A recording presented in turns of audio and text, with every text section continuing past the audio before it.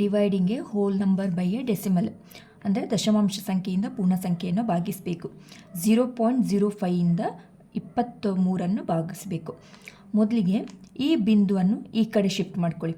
ಈ ಬಿಂದುವನ್ನು ಈ ಕಡೆ ಶಿಫ್ಟ್ ಮಾಡ್ಕೊಳ್ಳಿ. ಇಲ್ಲಿ ಶಿಫ್ಟ್ ಮಾಡಿಕೊಂಡ್ರೆ ಇಲ್ಲಿ ಕೂಡ ಶಿಫ್ಟ್ ಮಾಡಬೇಕು. ಈಗ 23ರಲ್ಲಿ ಬಿಂದು ಎಲ್ಲಿದೆ? ಇಲ್ಲಿದೆ ಅಂತ ಅರ್ಥ ಅಲ್ವಾ?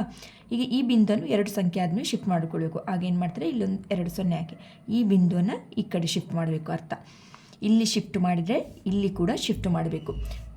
ಈಗ ಬರ್ಕೊಳ್ಳಿ. 5 ಏನಾಯಿತು? ಈ ಕಡೆ ಶಿಫ್ಟ್ ಮಾಡಿದಾಗ 5 ಆಯಿತು. ನಂತರ ಈ ಕಡೆ ಶಿಫ್ಟ್ ಮಾಡಿದಾಗ ಏನಾಯಿತು?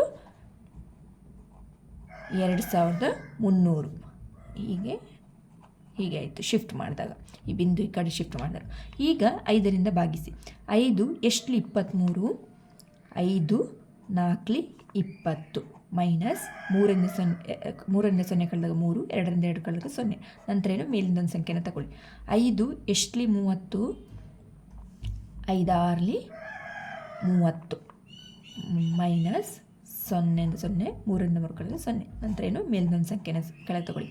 5 ಎಷ್ಟಲಿ 0, 5 0 ಇಲ್ಲಿ 5 ಗುಣಿಸು 0 = 0 ಮೈನಸ್ 0ರಿಂದ 0 ಕಳೆದಾಗ 0. ಶೇಷ 0. ಭಾಗಲಬ್ಧ ಎಷ್ಟು? 460.